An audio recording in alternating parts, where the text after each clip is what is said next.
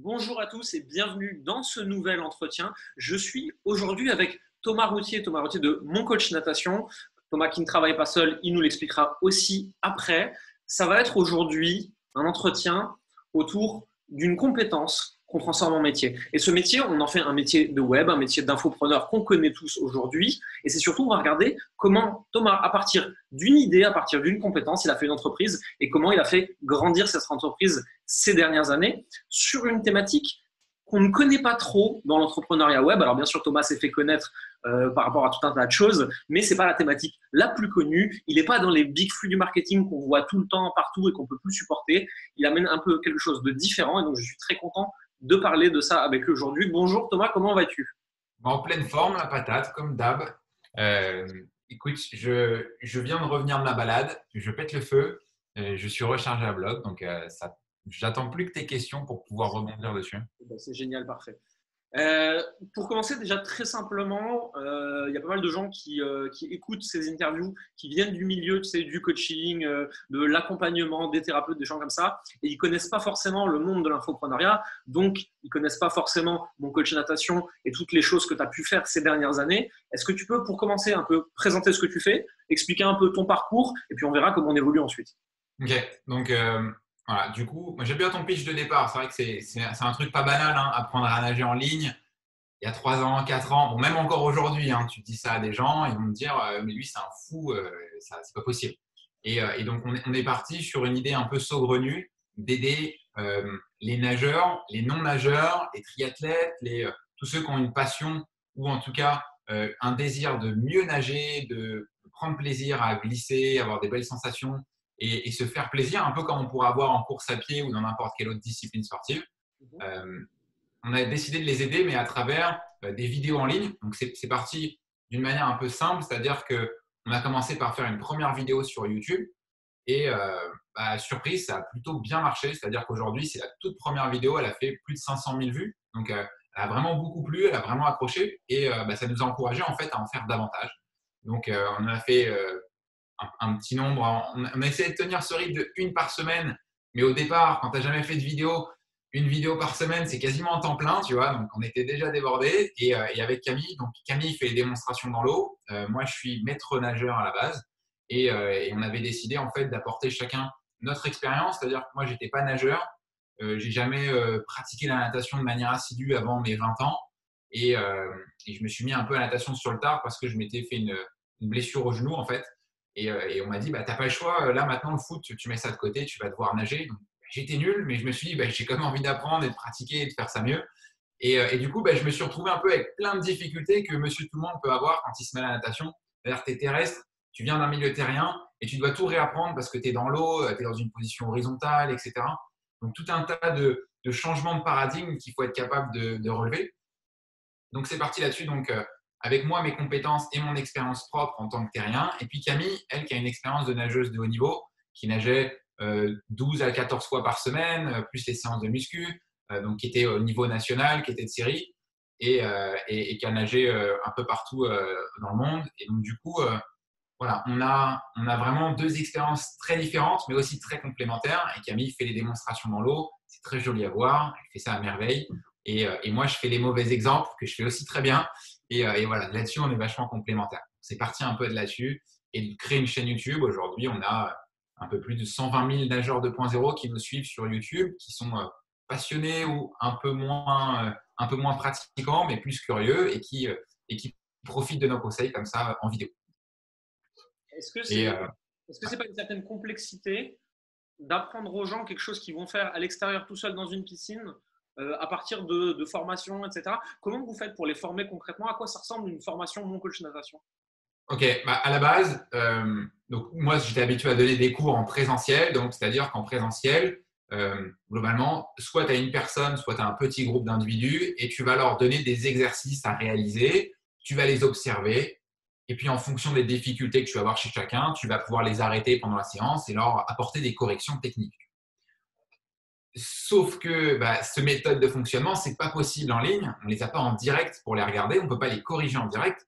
Par contre, ce que j'avais remarqué au bord du bassin, c'est qu'une des difficultés principales, c'est d'expliquer aux personnes le bon mouvement à réaliser en étant en dehors de l'eau. Parce que moi, je ne suis pas dans l'eau forcément avec eux quand je donne les cours. Donc, quand je suis en train de faire le mouvement ici, voilà, il faut fléchir le coude, il faut pousser, etc. Les gens, ils ont un peu de mal à se le représenter. Et quand on est passé sur un format vidéo sur YouTube, à ce moment-là, ça a tout changé parce que ils avaient la vidéo précise de Camille et il y a un canal d'apprentissage qui est ultra puissant qu'on utilise tous, c'est le mimétisme. Quand on est gamin et qu'on veut apprendre à marcher, on regarde nos parents et puis on les imite, on fait pareil, tu vois. Donc là, c'est pareil, on regarde Camille, on l'observe et c'est beaucoup plus facile de recopier. Donc ça, c'est un des canaux principaux qu'on utilise avec le support vidéo. Après, on va avoir un support de séance pour pouvoir les amener avec soi au bord de l'eau, avec des recommandations à l'écrit. Et nous, on est vachement basé sur tous les éléments, les repères kinesthésiques, les repères sensoriels, le repérage dans l'espace. Parce que tu vois, quand tu nages, par exemple, tu vois même pas où tu avances. Tu sais, quand tu cours, tu vois dans quelle direction tu avances. Mais quand tu nages, tu regardes le fond de la piscine, tu avances par là. Tu sais même pas où tu te diriges. Donc, quand tu mets ta main, tu sais pas si c'est là, si c'est là. Donc, tu as plein de difficultés. Donc, c'est vraiment, nous, on essaie vraiment d'apporter toutes ces solutions, à la fois avec le support vidéo, à la fois avec les séances qu'ils peuvent apporter au bord du bassin, et puis avec nos explications complémentaires, des exercices à réaliser en dehors de l'eau, en vidéo, parfois face à l'ordinateur directement chez soi. Voilà, c'est très challengeant en fait pour nous. Ça a été de transposer toutes nos connaissances et de les mettre sous un format en ligne pour qu'ils soient plus efficaces encore que ce qu'on pourrait proposer quand on est en face à face. D'ailleurs, un des trucs que j'ai appris en faisant ça, c'est qu'aujourd'hui, quand je dois donner un cours de natation, je me mets à l'eau très souvent parce que c'est beaucoup plus efficace. Je peux leur faire les démonstrations en direct. Alors qu'avant, et de manière générale, il y a très peu de maîtres nageurs et de coachs qui vont se mettre à l'eau pour faire ce genre de démonstration. C'est hyper intéressant. Et quand tu expliques un petit peu les mauvaises pratiques, le mec qui galère et tout, je vois tout à fait. Il y a 2 ans, je crois, je m'étais blessé au genou à cause de la course à pied que je pratique moi pas mal. Et je me retrouve à vouloir faire du cardio, mais avec mon genou, le vélo, on oublie directement. Je déteste ça. Je dis, bon, moi, qu'est-ce qui me reste? Je vais nager, tu vois, je vais dans une piscine à Paris avec mes lunettes, mon chapeau de spermatozoïde, là, et je commence à nager. Et en fait, j'ai pas de souffle dans l'eau alors que j'en avais dehors. Je me rends compte que j'avance absolument pas. Le crawl, j'ai jamais appris à le nager, donc je suis là avec une vieille brasse concrètement où toutes les 3 brasses je coule, mais c'est pas de la brasse coulée, je fais pas exprès. Et là, je me retrouve à devoir tout réapprendre. Et effectivement, c'est une vraie difficulté. Et je pense qu'aujourd'hui, c'est un truc, ça va continuer à croître, selon moi, parce que vu qu'il y a de plus en plus de coureurs, pour des raisons de confinement et d'autres raisons, il y a de plus en plus de gens qui vont faire n'importe quoi, donc ils vont se blesser, donc il va avoir qu'une seule solution, c'est d'aller nager. Parce que, à moins que tu nages vraiment, vraiment en intensif, il y a quand même moins de chances de sneaker un truc dans l'eau, puisqu'il faudrait vraiment faire un enchaînement de mouvements dégueulasses pendant des heures et des heures et des heures. Ouais. Justement, c'est important, mais parce que dans l'eau, il n'y a pas de choc, il n'y a pas d'impact, etc. Donc, grande majorité des articulations sont protégées. Par contre, quand on nage avec une technique approximative, quand on débute, si on nage beaucoup avec cette technique approximative, le principal risque, c'est au niveau de l'épaule, parce que l'articulation de l'épaule, c'est l'articulation la plus mobile. Hein. Elle bouge sur 3 plans. Donc, c'est la seule articulation qui est aussi mobile. Et donc, il y a pas mal de tensions qui peuvent être appliquées en fait, sur cette articulation. Et quand on répète, je ne sais pas si à chaque longueur, tu fais 30 coups de bras et que tu fais 100 longueurs en 1 heure, tu as fait 3000 fois le même mouvement, tu vois. 3000 fois le même mouvement mal fait, les tendons, s'ils sont à chaque fois sollicités, etc., ça peut arriver assez vite. On a pas mal de nageurs qui viennent nous voir aussi pour ces raisons-là, parce que ils ont mal à l'épaule, etc. Et moi, personnellement, c'est une des blessures qui m'a le plus longtemps gêné, parce que quand je me suis mis à la natation, alors j'étais costaud, je faisais de la muscu à l'époque, et j'étais donc vachement plus tanké. Je nageais vite, mais après quelques mois, j'ai commencé à avoir très mal aux épaules, parce que je nageais n'importe comment. J'étais très puissant, je fais 1m93, tu vois, donc la natation, ça allait bien. C'était mon sport, mais voilà, je le faisais mal et du coup, je me suis vite blessé. Donc, j'ai dû vraiment apprendre à avoir une technique beaucoup plus efficace, beaucoup plus fluide pour pouvoir ramener le bras, par exemple, sans me blesser. Mais effectivement, il y a un fort besoin de tout réapprendre parce qu'à partir du moment où tu passes du milieu terrestre, où tu es en position verticale quasiment tout le temps, tu passes en position horizontale. Tu ne vois plus dans quelle direction tu avances. Et en plus, tu dois réapprendre tout en termes de respiration parce que tu n'es plus en train d'inspirer de manière active, mais tu es vraiment en train d'expirer de manière active. Donc, tu vois, que des changements de paradigme sur des trucs très basiques, très fondamentaux, des trucs qu'on a déjà automatisés. Donc, il faut les déconstruire, puis les réapprendre, puis à nouveau les automatiser. Donc, il y a énormément de valeurs que nous, on est capable d'apporter aujourd'hui. Hein. C'est vraiment là-dessus qu'on s'appuie. C'est marrant parce qu'il y a un parallèle assez fort entre le coaching qu'on fait sur de l'humain aujourd'hui, moi avec Florian dans le business, ou même les coachs qui sont vraiment dans le déblocage émotionnel, des choses comme ça. C'est que tu as appris avec un certain paradigme toute ta vie et tu dois complètement réapprendre quelque chose qui n'est pas du tout intuitif. Et ça, l'enseigner à travers des vidéos, à travers des formations, sans pouvoir le montrer, etc., c'est un vrai challenge. Je me pose aussi une question, du coup, c'est quelle est la différence entre le métier que vous faisiez quand vous avez commencé cette entreprise et ce que vous faites aujourd'hui avec Camille? Alors, au départ, on était très artisan, c'est-à-dire on faisait nos vidéos, on montait nos vidéos, on créait nos formations sur lesquelles, vraiment sur la partie Internet, hein, c'était vraiment chaque petit élément, on mettait notre main, notre patte dessus et on était très pris dans la partie exécutive de toutes les choses. Et on avait vraiment ce sentiment de devoir absolument tout faire à la perfection dès le départ, de faire la meilleure formation possible, de tout de suite apporter toutes les choses. Et si jamais ça ne convenait pas à quelqu'un, on refaisait tout. C'est-à-dire que, ah, c'est pas grave, pour cette personne, tu vois, alors je sais, c'est amusant comme anecdote, la première formation qu'on a vendue, c'était Endurance Express, je crois. Donc, on vendait ça 97 euros. C'était une formation sur 3 mois dans lequel il y avait 3 séances par semaine. Donc, globalement, on avait ciblé un profil au départ et on s'est retrouvé avec trois profils différents. C'est-à-dire, on avait vendu pour 10 ou 13 personnes, je crois. Il y en avait 10 qui avaient le bon profil, un qui était pas assez bon, enfin, qui était plus débutant et un qui était plus avancé. Qu'est-ce qu'on a fait? On a fait 3 formations. Et Oh tu là là. vois, aujourd'hui, avec le recul, je me dis, mais pourquoi j'ai fait un truc pareil? Il suffisait simplement de rembourser ces 2 personnes et de dire, bah voilà, c'est pas grave, on ne s'adresse pas à vous pour le moment, on fera plus tard. Et voilà, on a tout refait. Et c'est pas grave, on avait fait 3 formations et on travaillait 3 fois plus, etc. Et c'était une galère. Et après, on a refait encore une nouvelle formation et refait une nouvelle formation. Et vraiment, c'était ce truc d'artisan qui refait les choses, qui vraiment sans cette notion de. Alors, on avait cette notion de bâtir un système avec la chaîne YouTube. On avait bien compris que c'était un asset assez intéressant puisque le fait de bâtir une chaîne YouTube, il y a vraiment une croissance, un effet cumulé, le fait de grossir. Plus tu es populaire, plus tu deviens populaire sur YouTube. Donc, c'est vraiment quelque chose de purement scalable. C'est très, très intéressant. Mais sur le reste, on n'avait pas compris ça. Donc, ça nous a pris beaucoup de temps. Aujourd'hui, c'est assez différent parce que je suis plus l'architecte. Donc, c'est-à-dire que je vais plus chercher à comprendre quelle est la direction à prendre, quelle est la structure à mettre en place, dans quel rôle les personnes avec qui on travaille seront les plus performantes, avec qui on a besoin de s'entourer pour avancer et vraiment de sélectionner aussi aujourd'hui quels sont les talents qu'on a besoin d'attirer pour venir travailler avec nous et continuer d'évoluer. Et ça n'a vraiment plus rien à voir avec ce que je faisais au début. Et si tu m'avais dit ça au départ, je t'aurais dit, mais jamais je vais être capable de faire des trucs pareils, tu vois. Et aujourd'hui, je suis capable de gérer 2, 3 boîtes en parallèle et toujours d'être aussi efficace, voire d'être même bien plus efficace qu'auparavant sur la partie mon coach natation.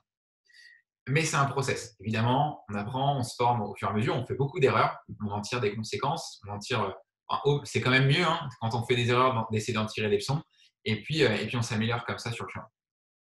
C'est quoi les principales leçons que tu as retirées des différentes erreurs que tu as pu faire au cours des dernières années? Euh, alors, une qui m'a peut-être le plus marqué, ça a vraiment été de me dire que ça y est, ça marche, je suis arrivé, genre ça va fonctionner tout le temps. Et ça, c'est un truc, pour moi, c'est une super leçon parce que c'était l'été dernier, donc on avait des super résultats, une très forte traction. On avait beaucoup bossé sur un tunnel qui fonctionnait très bien. On envoyait beaucoup de budget dessus. On avait une très belle croissance et quasiment depuis le début, en fait, Camille aime beaucoup faire des tableurs Excel pour voir comment évolue la boîte. C'est super forte à ça.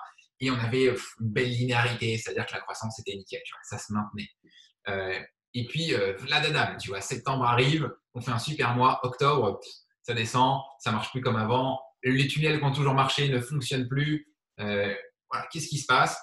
Eh ben, c'est juste qu'en fait, il y a un besoin quand même de toujours se renouveler. Alors, pas forcément raser tout et tout recommencer, mais juste chercher à toujours apporter une touche supplémentaire, une valeur supplémentaire, essayer le marché évolue, le monde évolue, les gens évoluent aussi. Et donc, si toi, tu n'évolues pas, voilà, tu restes en arrière. Donc, si tu n'es pas tout le temps en train de progresser, mec, c'est que tu régresses. Et ça, c'est un des trucs que j'ai pris une bonne claque pour m'en mettre. Ça m'a bien pris 3-4 mois pour comprendre que voilà, j'avais un problème dans ma façon de bosser. Je faisais encore trop l'artisan sur beaucoup de choses. J'avais un problème sur euh, ma manière de travailler avec les gens. Je n'étais pas un très bon manager. J'avais un problème aussi sur ma manière de recruter parce que je faisais ça en tâtonnant un peu et je n'avais pas compris la valeur qu'il y avait dans le fait de trouver les bonnes personnes, tu vois, dans l'humain finalement. Parce que l'humain, c'est pas juste la persuasion, hein, c'est le management, c'est le recrutement, etc. Et il y a énormément de valeur en fait dans l'humain. On parle toujours des systèmes, des ordinateurs, des algorithmes, des machins. L'humain, c'est vraiment le truc le plus important. Et tout ça, ça m'a permis en fait de mettre une bonne claque là-dessus et de dire mais attention, si tu négliges l'humain à chaque fois et que tu le survoles et que tu restes dans ta tour d'ivoire, en fait, ça va pas se passer comme ça. Les chiffres, c'est bien, et l'humain, c'est bien plus important. C'est marrant parce que c'est un peu un truc que j'ai vécu il y a 1 an et demi, je pense, juste avant de m'associer avec Florian. C'est que moi, j'avais commencé à vendre des offres de coaching à l'époque. À l'époque, je faisais encore du coaching one-one. Et je me souviens, c'est qu'il y a la belle ascension qui commence. Et donc, je vois sur 3 mois, je fais 25 000, 20 000, 35 000. Alors, à remettre entre guillemets pour ceux qui nous écoutent, hein, c'est de la vente hors taxe de coaching. Hein, donc, c'est payé sur la durée. Il peut y avoir des choses qui se passent entre temps, etc. Et genre, le 4e mois, ça fait 5 000. Bam! Et je prends une grosse claque dans la gueule. Je me dis, merde, qu'est-ce qui se passe? J'ai tout fait comme avant et tout. Ben, je venais de découvrir un truc, c'est qu'en fait, dans un business, il y a un pipeline. Et donc, il y a comment on fait pour être découvert, l'endoctrinement, la vente. Ben, en fait, j'avais cramé en termes de vente tout mon pool de clients existants. Ceux qui venaient d'entrer en termes d'endoctrinement, ils n'étaient pas assez loin pour passer à l'action. Et j'avais quasiment rien découvert. Donc, j'avais quasiment aucun moyen d'acquisition. Et donc, à cette époque-là, j'ai découvert ce truc, et un peu à la dure, tu sais. Et ça met une claque la première fois quand tu te rends compte que non, en fait, il va falloir faire des efforts à différents niveaux et te renouveler à différents niveaux en permanence. Et que c'est ce qui te permet de grandir en tant qu'entrepreneur. L'humain vient ensuite, évidemment. Je suis complètement d'accord avec toi là-dessus. Tu l'as expérimenté ça aussi, toi? Ouais, vraiment, on a, ça, c'est un peu similaire à ce que tu viens de dire, c'est-à-dire que on était en train d'épuiser la source de trafic. On ne se renouvelait pas assez. Donc, sur l'acquisition payante, comme par hasard, j'avais commencé à bosser avec des prestataires qui devaient faciliter ça sur du YouTube Ads, etc. Et qui promettaient monts et merveilles, mais qui finalement n'étaient pas tellement plus compétents que moi au final. Donc, bon, je me rends compte maintenant que il y a certes de la valeur dans le fait d'être bon sur du trafic payant, mais la valeur, elle est en fait surtout dans la capacité à convertir du trafic froid et qui est très différent. Moi, j'avais une très bonne expérience et une bonne expertise dans le fait de convertir du trafic chaud, parce que nous, c'est ce qu'on fait. On attire des gens de manière organique sur YouTube, sur Google, etc. Mais sur du trafic froid, on avait beaucoup bossé pour commencer à le convertir. Et si quelqu'un il est là juste pour faire du PPC, tu vois, pour t'attirer des gens et te payer du trafic, finalement, ça n'a pas tant de valeur que ça. N'importe quelle agence peut te le faire. C'est pas si intéressant que ça. Donc, on s'était rendu compte qu'on avait effectivement un problème dans le pipe, c'est-à-dire qu'on n'attirait plus suffisamment de monde. Et en parallèle de ça, on avait bien essoré. Donc, on n'avait plus un problème de vente, mais on avait vraiment un problème de trafic. Donc, c'est toujours ça, trouver le goulot d'étranglement. De toute façon, tu en as tout le temps un quelque part. C'est juste qu'il change de place de temps en temps. Et voilà, chaque fois qu'il change de place, tu remets le focus sur le truc. Des fois, tu arrives à anticiper quand tu as un peu l'expérience de dire bon, je sais que j'ai un problème de vente actuellement, mais très rapidement, je vais aussi avoir un problème de trafic. Donc, je sais que je vais devoir bosser sur les deux pour éviter d'être coincé. Mais voilà, c'est vrai que c'est un truc où d'avoir cette vision un peu plus stratégique et de prendre du recul sur ces choses-là, c'est important. Et quand tu es en mode artisan dans ton truc, voilà, c'est plus difficile. Ouais, complètement.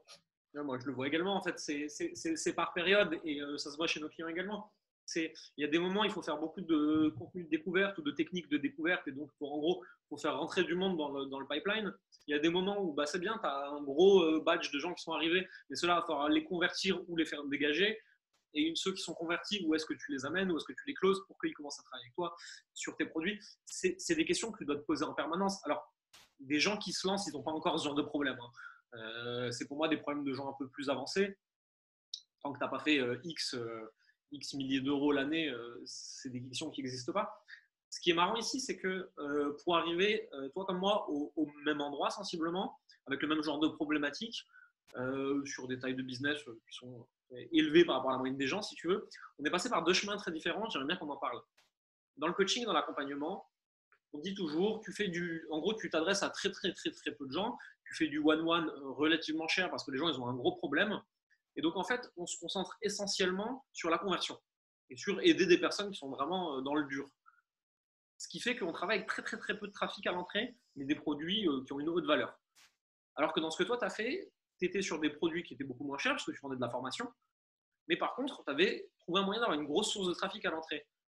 Avec le recul que tu as aujourd'hui, est-ce que tu referais pareil? Est-ce que tu ferais différemment? Quel regard tu as là-dessus? Je pense que c'est vraiment dépendant aussi de deux choses. D'une part, du marché et d'autre part, des compétences que tu as. Moi, sur le marché de la natation, si demain je devais recommencer, je recommencerais exactement de la même manière parce que vendre des tickets élevés sur la natation, en fait, c'est pas un truc qui m'aurait convenu, surtout dans le sens où il y aurait peut-être besoin d'être présent en fait pour accompagner les gens. En fait, la valeur dans la natation pour payer plus cher, c'est d'avoir un coach qui est derrière toi et qui est là à te regarder, etc. Ou alors de faire du personnalisé. Et moi, c'était pas un truc dont j'avais envie de faire. Moi, j'avais vraiment envie de me ressortir du métier de maître nageur et davantage d'être dans un métier de formateur. Et donc, ça me donnait vraiment envie d'avoir cette posture d'enseignant, qui est un truc que j'ai quand même un peu naturellement. Et du coup, ça faisait sens pour moi de proposer plutôt de la formation sur ce qu'on appelle du mass market, donc sur un volume de clients important, pour cette raison et aussi pour la raison que j'avais pu identifier une opportunité sur YouTube, puisque je te dis, dès la première vidéo, alors oui, il y a une part de chance, hein, et je serais vraiment idiot de le nier, mais voilà, j'avais bien travaillé en amont quand même sur ma vidéo pour la rendre suffisamment intéressante et répondre à un besoin suffisamment précis pour qu'elle fonctionne. Donc, j'avais pu observer une opportunité sur YouTube qui me permettait d'avoir beaucoup de trafic. Et à mon sens, le meilleur moyen de monétiser ce trafic-là, c'était de vendre des formations en ligne. Donc, ce n'était pas la voie la plus facile, hein. Clairement, je serais resté en France et on l'a fait. Au départ, organiser un stage et ramener 10, 15, 20 personnes et le faire, c'était super facile. Les gens avaient envie d'un stage. On avait organisé ça à Courbevoie. On avait une dame qui était venue de Lille. On avait un jeune homme qui était venu de Tours. Vraiment, on avait des gens qui avaient fait 3 heures de route pour venir juste nous voir, nous, parce qu'ils nous avaient découvert sur YouTube. Ils étaient fans de notre contenu. Versus vendre des formations en ligne, ça a été un peu plus compliqué. C'est-à-dire que les gens n'en voulaient pas. On vendait du Coca-Cola, du Brescola à des Américains. Tu vois. Donc, c'était vraiment la galère. Mais la barrière à l'entrée fait qu'aujourd'hui, bon, alors maintenant, il y a des concurrents qui arrivent un peu à vendre, maintenant qu'on a ouvert la voie. Mais quand je dis un peu à vendre, voilà, ils survivent. Alors qu'auparavant, les peu de gens qui étaient sur ce marché francophone, ils avaient vendu pour 1 000 euros en 5 ans. Tu vois. Donc, c'était vraiment, ils étaient là, mais parce qu'ils ne savaient pas trop pourquoi ils étaient là. Donc, on a vraiment essayé de casser cette barrière à l'entrée. Ça a été très long, très difficile, mais ça marchait aux US et c'est ce qui me faisait dire que ça pouvait marcher aussi en France. Ouais. Et si c'était à refaire, et tu vois, aujourd'hui, j'ai monté un second business et je suis associé aussi dans un troisième. Et j'adore toujours le mass market. Hein, c'est pour ça que je suis associé en e-commerce. Je trouve que c'est vraiment un truc qui est pour moi assez incroyable. On pourra en reparler plus tard. Mais et d'ailleurs, j'ai aussi lancé du e-commerce sur la natation. Mais sur la partie coaching, je ne suis pas parti sur du mass market. Je ne me suis pas dit, allez, tiens, je vais vendre des formations de comment faire une chaîne YouTube à 100 euros ou à 200 balles et je vais essayer de les couler à 2000 personnes. Non, je préfère me focaliser sur des gens qui sont plus avancés, les accompagner sur l'année, forcément leur faire payer un ticket qui est plus cher, mais par contre leur faire obtenir des résultats qui sont aussi vachement plus importants, vachement plus intéressants et pour moi, c'est plus épanouissant. Donc, ça dépend, ouais, pour moi, ça dépend vraiment du contexte, du marché. Il n'y a pas une réponse qui est, à mon sens, meilleure que l'autre. Mais par contre, face à chaque situation, généralement, il y a une manière de faire qui est bien plus intéressante que l'autre et qui va correspondre beaucoup mieux à l'individu. Donc, si quelqu'un qui n'aime pas présenter, qui n'aime pas faire des vidéos, il ne faut pas se lancer sur YouTube. Tu vois, clairement, ça va être long. Hein. Ça va vraiment être long. Qu'est-ce qui explique, selon toi, qu'avec Camille, dans votre entreprise, vous avez eu l'ascension que vous avez eue sur les 3-4 dernières années, alors qu'on peut le dire, hein, 95-99% des infopreneurs n'en vivent pas? Ouais. Je ne sais pas si j'aurais la prétention de dire qu'on a une recette que les autres n'ont pas ou quoi. Moi, je pense qu'une des grandes forces que mon coach de natation a, c'est notre complémentarité qu'on a dans ce duo. Le fait que Camille est excessivement agréable et esthétique à voir nager parce qu'elle nage très très bien et puis elle présente bien, elle est jolie. Donc, bah, forcément, en termes de traction sur YouTube, je suis convaincu que ça aide beaucoup. Et les gens sont fans, hein, adorent l'observer nager, ils trouvent que c'est vraiment très beau à voir. Si ça avait été que moi, ça n'aurait pas eu fonctionné de la même manière. Et je pense que de mon côté, j'ai un énorme travail de remise en question, c'est-à-dire qu'à chaque fois quelque chose fonctionnait, j'allais voir chez les autres, j'allais voir, tu vois, bah, à l'époque sur YouTube, bah, je suivais beaucoup Stan, parce que bah, Stan sur YouTube, bah, il a fait ses preuves quand même aujourd'hui dans le marketing, ça marche pas trop mal. Il a une recette qui fonctionne bien, donc bah, j'ai beaucoup suivi la méthode de Stan pour faire des vidéos YouTube de qualité. Et, et, euh, et ensuite, assez rapidement, j'ai compris que ce qui était le plus important pour avoir du succès, c'est pas tant les formations que tu vas consommer ou, ou ta manière de travailler en elle-même, c'est les personnes que tu vas côtoyer plus. Pour moi, c'est vraiment le game changer. C'est-à-dire que au tout départ, je crois une des premières formations que j'avais achetées, ça devait être quitter la rat race, tu vois, qui était un truc qui m'avait pas forcément aidé dans le contenu, mais par contre, ça m'avait juste ouvert les barrières mentales que j'avais besoin. C'est-à-dire que j'avais rencontré tout un tas de mecs qui vendaient des applications mobiles et qui faisaient 5 ou 10 000 balles par mois, qui vendaient de l'immobilier et qui faisaient 5, 10, 15, 20, 50 000 balles par mois, qui avaient des patrimoines parfois certains à plusieurs millions. J'avais même rencontré des mecs qui ont du Amazon FBA et qui à l'époque avaient vendu pour quoi 300 000 euros de produits en 6 mois et qui aujourd'hui, ils ont vendu pour plusieurs dizaines de millions. Tu vois. Et quand j'ai rencontré ces mecs-là et que un an plus tard, je les ai revus au même séminaire et moi j'ai mis du temps à me lancer. Hein. Je les ai rencontrés au même séminaire et que les mecs, ils me disent bah t'en es où? Je dis bah ouais, on vient de lancer une chaîne YouTube, ça y est, on a fait 10 000 abonnés et on vient de vendre nos premières formations. Eux, ils étaient genre ouais, trop bien, trop génial, genre c'est incroyable que t'aies fait ça. Et eux, ils avaient fait 1,5 million, tu vois. Et j'étais là à me dire ok, mec, genre, ok, j'ai vraiment besoin de m'ouvrir plus de barrières mentales. Tu vois, il y a vraiment plein de trucs que je peux apprendre, ça fonctionne. Et finalement, si j'avais traîné, je sais pas, avec mes potes d'avant uniquement ou avec mes parents, bah, ils m'auraient tous dit ce qu'ils me disaient à l'époque, c'est-à-dire, bah non, mais mec, apprendre à nager, c'est beau de rêver, puis de voyager autour du monde, c'est beau de rêver, mec, mais c'est pas possible. Tu vois. Et si j'étais resté persuadé de ça, bah, inconsciemment, je l'aurais fait capoter ce projet. Donc, ce qu'on a fait, c'est qu'à partir du moment où la vidéo est partie et qu'on a fait nos premières ventes sur Internet, je crois qu'on avait fait genre 1000 balles ou 1200 balles. On a dit, OK, super. Camille, elle avait posé sa démission déjà de toute façon 3 semaines avant de chez Capgemini.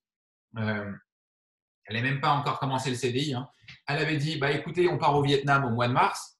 Et nous, c'est bon, on quitte la France, ça y est, on est nomades digitaux, ça y est, ça marche, c'est parti. Tu vois. En fait, moi, j'étais déjà convaincu à bloc, mais elle était, ça y est, elle se met à y croire aussi. Donc, ça y est, on plie bagage, on rend l'appart, on se casse. Le 15 mars, on était barré. On se retrouve à Ho Chi Minh, on a été manger avec Stan. Après, à Bangkok, on était parti vivre avec Enzo. Après, on est reparti à Chiang Mai, etc. Et en fait, ben, on a continué de côtoyer les gens pour qui ça marchait.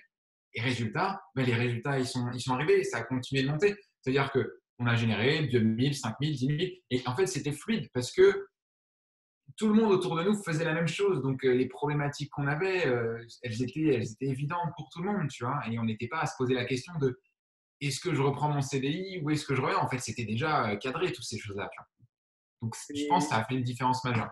C'est un gros point, on n'en parle pas assez, l'entourage.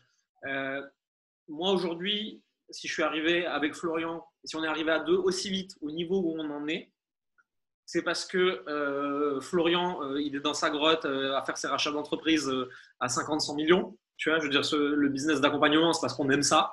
Ça nous plaît, tu vois, c'est un jeu. Moi, à côté de ça, les gens que je fréquente à l'année, c'est des gens qui ont soit des boîtes, des startups, des boîtes d'e-commerce, des boîtes dans le vêtement, ou alors c'est des gens qui ont des business d'accompagnement. Ils font tous entre 1 et 10 millions.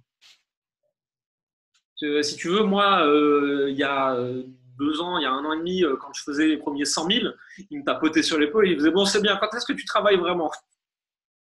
Et ça te fait grandir, ça te fait step up très vite parce que ces gens-là, ils peuvent te dire attention, ça va merder là bientôt. Attention, surveille ça. Attention, regarde ça. Et en même temps, ils te font voir que ça marche, que c'est possible. Et c'est comme ça que tu grandis beaucoup plus vite. Et si tu n'avais pas eu ces fréquentations, je suis sûr que tu aurais été tout à fait capable techniquement de le faire aussi. Mais tu n'aurais pas eu cette croyance profonde d'avoir des bons potes qui le font déjà. Et ça change tout. Ouais, pour moi, ça change tout. Et maintenant, c'est un truc que que j'utilise vraiment activement. C'est-à-dire qu'au départ, je l'avais fait un peu instinctivement, tu vois. C'était un peu inconsciemment où j'avais commencé à me rapprocher des gens qui m'inspiraient et que j'avais envie, enfin, auxquels j'avais envie de ressembler. Et maintenant, c'est vraiment un truc que je fais vraiment de manière consciente. C'est-à-dire que, tiens, je vais lancer un e-commerce. Ah bah ça tombe bien, Nathalie, j'ai une dizaine de potes qui font tous du e-commerce. Facile. Enfin, oh bah je traîne avec eux tous les jours. Et c'est évident que je vais lancer un e-commerce parce que les mecs, ils savent ce qu'ils font. Ils m'en parlent, je vois les trucs qui m'intéressent dessus, boum, ça roule, c'est un truc qui me plaît et c'est parti. Demain, je veux monter une start-up qui vend je ne sais pas quoi sur le marché US. Mais qu'est-ce que je vais faire? Je vais déménager, je vais aller à Palo Alto, je vais traîner au Starbucks, je vais rencontrer tous les mecs qui vivent là-bas et dans les 6 mois, je sais que j'aurais fait ma levée de fonds. Tu vois. Ou alors, je vais me faire embaucher dans une start-up aux États-Unis, je vais bosser 6 mois dedans pour comprendre un peu comment ça fonctionne dedans et ensuite, je vais lever des fonds. Mais je vais pas genre rester chez moi à bouquiner 3 livres, tu vois. Je sais que j'ai besoin d'être au contact des gens pour comprendre en fait, les modèles mentaux. Et d'ailleurs, un truc qui me fait le plus kiffer quand je lis un bouquin, c'est de lire une biographie. Parce que tu lis la biographie d'Arnold Schwarzenegger, tu te dis, mais en fait, la vie, mais on peut faire des trucs de fou dans la vie. Genre, si demain j'ai envie de devenir acteur et de commencer à rafaler des types dans les films, mais en fait, je peux le faire aussi. Il faut juste que je mette les bonnes actions en place, que j'aille traîner avec des acteurs de films d'action. Je deviens pote avec Stallone et puis c'est parti, ça va le faire. Tu vois. Et vraiment, moi, c'est de changer ce modèle mental à chaque fois. Une fois que ce gros travail-là est fait, ça roule. Et je m'en rends compte à chaque fois. Tu vois. Là encore, il y a 6 mois, tu vois, où je te disais que j'étais un peu bloqué dans ce truc du OK, je suis un infopreneur, je sais qu'il faut générer du trafic, convertir ce trafic, créer une offre, etc. Et j'avais tout le temps ce modèle-là et j'en sortais pas, tu vois. Là, le fait d'avoir côtoyé Pierre, puis d'avoir côtoyé vous avec toi et Florian avec Mercure, c'est pareil, ça m'a ouvert un autre modèle mental, ça m'a ouvert un autre prisme de vision de comment on travaille avec les gens, que ce soit avec des prestataires, que ce soit avec mes associés, que ce soit avec mes collaborateurs, mes employés, si on peut dire, moi je préfère dire collaborateurs, parce que pour moi c'est plus une vision que j'ai. Et tu vois, ça m'a totalement changé ce modèle-là. Et je sais que puisque ça me plaît, il faut que je traîne davantage avec des gens qui ont le modèle mental qui m'intéresse. Tu vois, parce que si je veux me l'approprier et je suis vraiment une éponge là-dessus, j'ai besoin de traîner avec ces gens-là. Et j'ai toujours suivi ce truc-là. Hein. Je vais te donner des tas d'exemples. Quand j'ai voulu être musclé, j'ai traîné avec des mecs qui traînaient à la muscu et j'allais à la salle de muscu avec eux. Quand j'ai voulu être meilleur en séduction parce que j'avais un problème genre pour communiquer avec les femmes et au début j'étais un peu timide à 17 ans, je n'y arrivais pas. J'ai été traîné avec des mecs qui avaient plus de facilité, et puis j'ai sorti avec eux, etc. Et puis c'est venu tout seul. Tu vois. J'ai fait exactement la même chose que toi, c'est marrant. Et des fois, quand je raconte que j'ai payé 3 000 – 4 000 euros pour être assis 2 heures à un dîner, juste ça, avec 3 000 euros à un dîner, les gens me disent, mais t'es malade, quelle est la valeur? Je fais, mais j'étais assis à une table avec 10 personnes qui ont pu payer 3 000 euros pour un dîner. Donc ça veut dire qu'ils font partie des gens que j'ai envie d'avoir autour de moi. Quand je paye pour aller à des immersions, et je le fais régulièrement, je paye pas que pour apprendre une compétence de quelqu'un. Je paye pour être entouré de personnes qui sont aussi capables de payer ça et qui ont aussi ce modèle-là et pour rencontrer ces personnes. Et moi, aujourd'hui, des gens avec qui j'ai grandi, c'est des gens que j'ai rencontrés certes par l'intermédiaire du réseau, mais aussi par l'intermédiaire de payer pour être dans ces réseaux-là. Et ça ne me pose aucun problème. Ça, c'est un truc que tu as compris. Il n'y a pas beaucoup de gens qui l'ont compris aujourd'hui. Je trouve ça dommage. C'est entoure-toi de gens qui ont ce que tu veux devenir. Et s'il faut, si tu n'as pas d'autres possibilités, paye pour y aller. On s'en fout. Tu vas le rentabiliser sur les 30 prochaines années, en fait. C'est ça. Ouais, c'est vraiment un truc alors, comment on appelle ça? C'est l'entropie. Donc, on devient la moyenne, on s'adapte en tout cas à l'environnement, tend à s'équilibrer. Donc, si tu es avec des gens qui sont très différents de toi, à force de traîner avec eux, finalement, ils vont plus être si différents de toi, mais c'est toi qui vas devenir un peu plus proche d'eux. Et moi, par contre, je rencontre une vraie difficulté sur trouver des immersions vraiment de qualité avec des gens qui me ressemblent, des gens que j'ai envie auxquels j'ai envie de ressembler. Je retrouve une vraie difficulté aussi à trouver des séminaires, j'y vais quasiment plus, hein, parce que je trouve que de manière générale, c'est pas très intéressant, à part si tu es là pour closer des deals. Hein, tu vois, là, dans ces cas-là, je trouve ça génial. Tu peux rencontrer des partenaires, des associés, tu peux retrouver des clients. Mais moi, tu vois, qui était dans le domaine de la natation, je me disais tout le temps, pourquoi tu viens pas à mes séminaires? bah, écoute, le mec qui va monter sur scène, il va probablement m'apprendre que dalle. Et puis, les fesses soufflées, où tu arrives, tu es pumped up pendant 2 jours, et puis la semaine d'après, ça redescend progressivement. J'en ai plus tellement besoin aujourd'hui, tu vois. Genre, je suis autonome, je suis un grand garçon. Donc, du coup, ouais, il y a vraiment pour moi une vraie difficulté à identifier précisément ce dont j'ai besoin et du coup, aller trouver l'immersion qui va m'apporter le plus. J'en ai fait quelques-unes et je suis assez sélectif là-dessus. Mais à chaque fois, c'était plutôt des choses, tu vois, sur le mental, sur le mindset. On avait fait un truc sur Wim Hof, on avait fait un truc sur du survivalisme en forêt, tu vois, pour sortir un peu des chantiers battus. Et c'était très sympa. Mais c'est vrai que sur les immersions business, j'ai un peu de mal, tu vois, à me trouver des gens qui me ressemblent et qui m'intéressent. C'est pas évident. On arrive tout doucement à la fin de cette interview. J'ai mes petites questions d'usage pour la fin. Tu te retrouves sur une île déserte et tu peux garder qu'un livre avec toi. Tu gardes lequel? Ah, c'est dur. J'hésite entre deux. J'hésite entre deux. Nous les deux, on verra. On choisira ensuite. Bon, le premier, je l'ai déjà cité. C'est Total Recall de Schwarzenegger. Parce que je sais que, bon, d'une part, je vais kiffer le lire, le relire et le relire. Et puis, si je suis sur cette île déserte, quelle que soit l'envie que j'ai envie d'avoir, je vais regarder le truc de Schwarzy, je vais me dire, ouais, je peux le faire, ça aussi. Si je peux construire une villa, là, il n'y a pas de souci, avec 3 branches, ça va le faire. Tu vois. Et tu vois, je vais la faire à la Terminator. Et le deuxième truc, c'est Napoleon Hill, je crois, Think and Grow Rich, Ouais. qui est un peu dans le même domaine là. Et moi, je crois que. Alors, c'est marrant parce qu'il n'y a pas grand monde que je connais qui a commencé avec ce bouquin-là. La plupart du temps, on commence avec la semaine de 4 heures ou de Millionnaire Fastlane. Et moi, le premier bouquin que j'ai lu, c'était Réfléchissez et devenez riche. Et j'avais lu ce bouquin et je me dis, putain, Ça donne envie, putain. c'était quand même cheesy, tu vois, le titre. Sur le moment, j'étais là, je dis, ouais, bon, il se fout un peu de la gueule du monde, le mec qui a écrit ça, peut-être. Tu vois. J'étais vraiment dans le côté sceptique, tu vois. Même pas pragmatique, vraiment sceptique, tu vois. Et je lis le bouquin, et à la fin du bouquin, et ça, c'était vraiment random, hein, j'étais à Antibes, je me rappelle encore, dans un Airbnb chez une vieille madame qui était, et j'étais avec ma copine de l'époque, et genre, je lis son bouquin, et je dis, mais t'as d'autres livres comme ça, genre, c'est incroyable ce truc. Elle me dit, oh, mais j'en ai plein, je vais te les envoyer, etc. Donc, nickel. Et je lis ce bouquin, et je vais voir les reviews Amazon, et je me dis, mais tous les mecs doivent être devenus riches après ce bouquin. Genre, c'est pas possible. Le mec, il m'a ouvert des trucs, je me dis, mais plus jamais je reverrai le monde de la même manière. Et je pense que j'étais assez suffisamment naïf et j'avais pas suffisamment, tu vois, ce vieux modèle mental qu'on peut après avoir après des années et des années de travail dans le système, etc., pour me dire, ouais, c'est possible.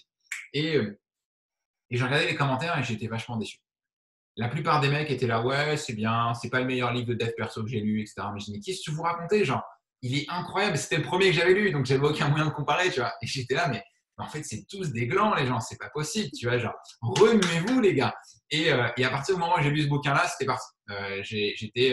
J'avais plus qu'un objectif en tête, c'est-à-dire, je vais vivre la vie que j'ai envie de vivre, je fais ce que je veux, quand je veux, et je ne suis les obligations de personne. Et donc, ça a été un peu ma crise de l'adolescence à 20 ans.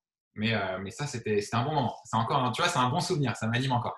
Je comprends tout à fait. Moi, effectivement, c'était la semaine de 4 heures en tombant sur le blog d'Olivier Roland. Il y a tellement d'années maintenant, c'était des livres pour changer de vie, donc son premier truc, quoi.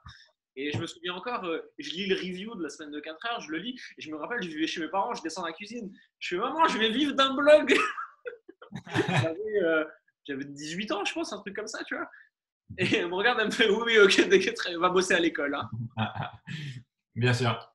Ouais, je l'ai lu aussi, il m'avait vachement impacté, hein, la semaine de 4 heures. C'est un peu un monstre sacré de notre milieu.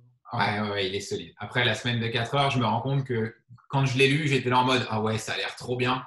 Et qu'aujourd'hui, tu vois, la semaine de 4 heures, je crois que je me ferais chier. Tu vois. Genre, ça m'excite plus du tout. Et ça, c'est vraiment un truc qui me fait dire à chaque fois que je rencontre quelqu'un, tu vois, et qui me dit ouais, moi, je veux devenir rentier, plus pouvoir rien foutre et tout. Ouais. Je sais que dans son stade de développement, tu vois, il y a des mecs qui font de l'argent hein, déjà à ce stade-là, tu vois, et comment mindset-là. Je sais que dans son stade de développement, il est en mode ouais, c'est juste qu'il n'a pas encore eu le déclic, qu'il aime vraiment ce qu'il fait, ou alors il n'a pas encore trouvé le truc qu'il fait vraiment kiffer, et que 4 heures par semaine, ça ne lui suffirait pas pour en faire suffisamment. Pour moi, il y a vraiment un truc, quand tu as trouvé un truc que tu adores, 4 heures par semaine, ça ne suffira jamais. Ouais, il faut le faire plus. Complètement.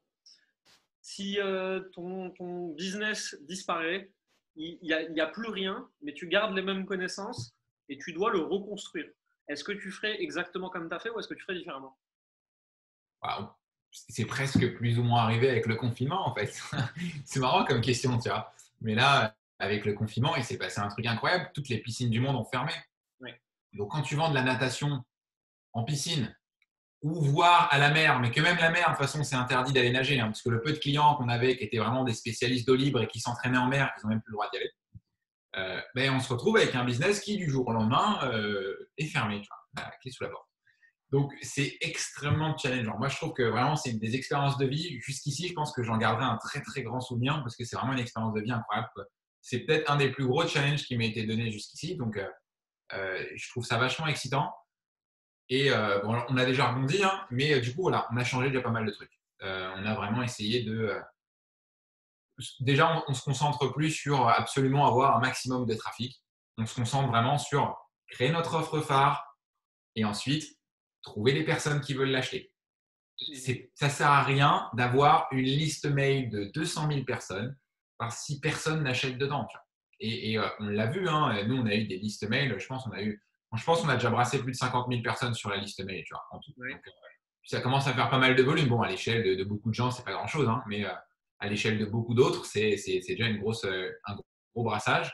Mais honnêtement, il y en a plein, on s'en fout en fait, ça ne les intéresse pas, ils n'achèteront jamais, ils sont juste là.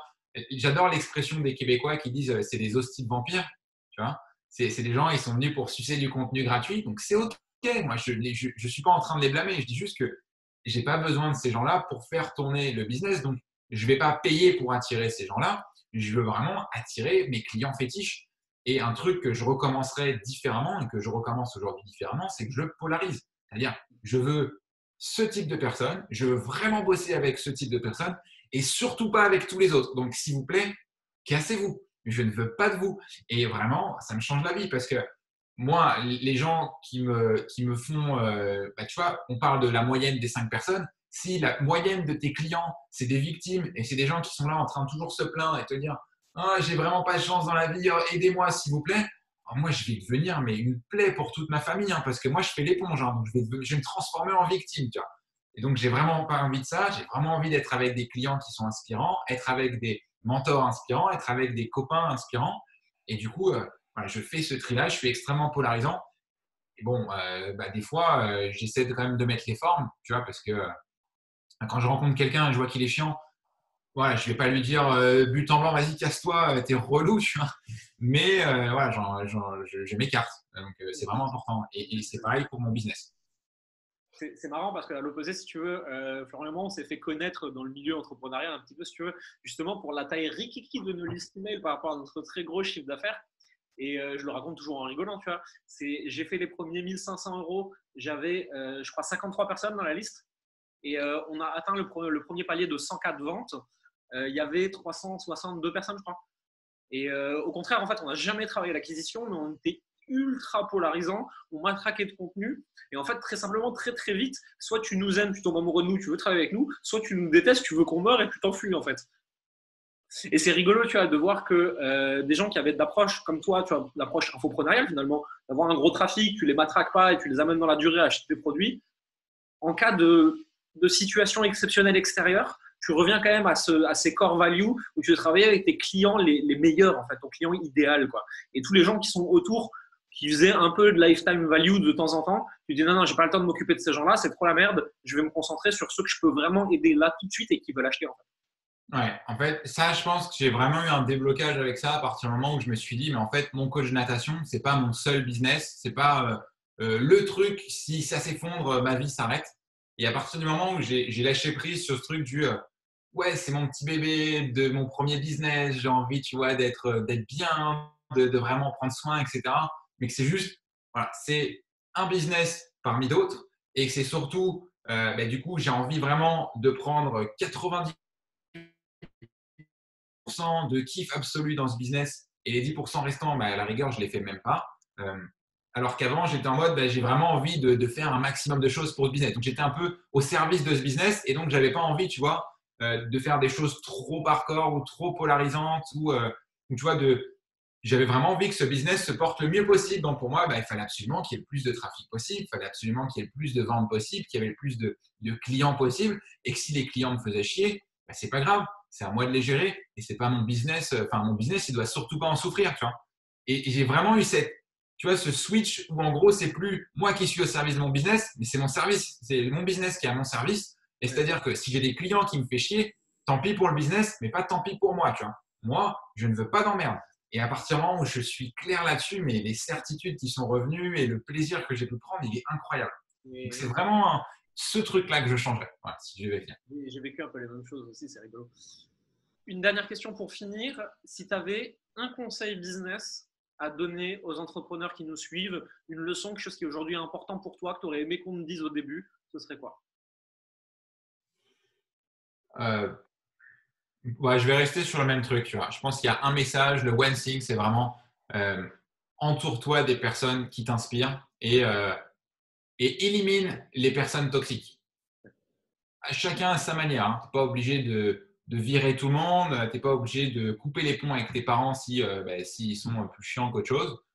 Mais voilà, prends de la distance, protège-toi et entoure-toi des personnes qui t'inspirent. Et le reste va suivre tout seul. Mais c'est presque trop facile en fait, à partir du moment où tu te concentres là-dessus, à quel point le reste devient fluide, quoi. C'est et l'énergie, etc. Donc, pour moi, c'est vraiment le one thing, c'est ce truc-là. C'est complètement vrai. Pour des personnes qui ne te connaissent pas ou qui veulent en savoir plus, où est-ce qu'on retrouve tes réseaux à toi? Où est-ce qu'on retrouve Mon Coach Natation?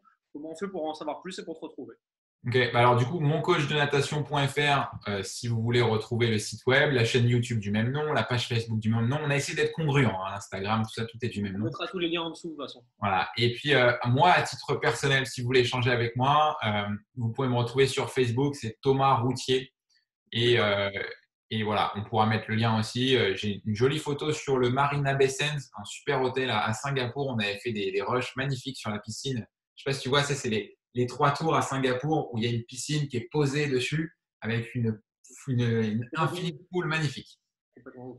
Et on était avec Camille, on avait passé une super matinée. Réveil à 6 h, tu vois, pour avoir un peu de place dans la piscine, hein, parce qu'à 6 h 30, tous les Chinois font les photos. Donc voilà, si jamais vous avez l'occasion d'aller là-bas, levez-vous tôt pour profiter de la piscine, parce qu'après, c'est niqué. Il y a 800 personnes dedans et c'est le bordel. Écoute, merci pour ton temps, Thomas. J'ai été hyper content d'échanger avec toi. C'était hyper intéressant. J'ai passé vraiment un bon moment. Il y a eu énormément de valeur apportée dans cette interview, dans cet entretien, pour les gens qui nous suivent, pour les gens qui ont écouté en entier. Qu'est-ce qu'on leur dit pour finir? Lancez-vous, hein, attaquez. Et puis, voilà, commencez à attaquer d'abord par votre réseau et qui est-ce que vous côtoyez. Et après, le reste, ça va suivre tout seul. Mais lancez-vous. Et puis, si vous voulez suivre des personnes inspirantes, faites-le avec Jérémy, par exemple, ou faites-le avec d'autres personnes si vous avez d'autres personnes inspirantes, hein. Nous, on s'en fout, en fait. Mais juste, faites-le, quoi. Passez à l'action. Et c'est un bon moyen de le faire avec des mentors, parce que si on ne les a pas dans son entourage proche, c'est aussi une bonne manière de s'améliorer. Écoute, c'est un très bon message de fin. Merci pour tout et merci à tous de nous avoir écoutés, d'avoir passé ce moment avec nous. Et je vous dis à très bientôt. Bye. Bye bye.